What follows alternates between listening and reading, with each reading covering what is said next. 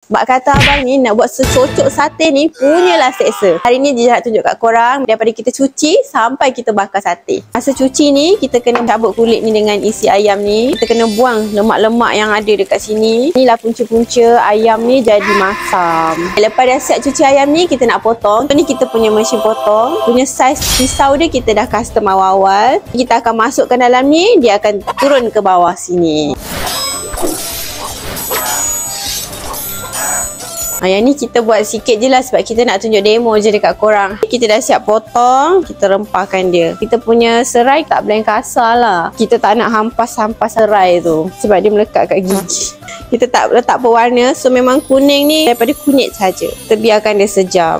Dah cair, dah sebati, baru kita cocok dia. Dah siap cocok tu kita akan terus simpan. Kita akan simpan macam ni lah. Sehari kita siapkan 3,000 cocok. Dan delivery kita pun ada supply sate juga. So kalau mana-mana kafe atau restoran yang perlukan menu sate, dah siap bakar ke, nak yang mentah ke, boleh contact Jija. Jija boleh tolong. Tak payah susah-susah korang nak cocok sate.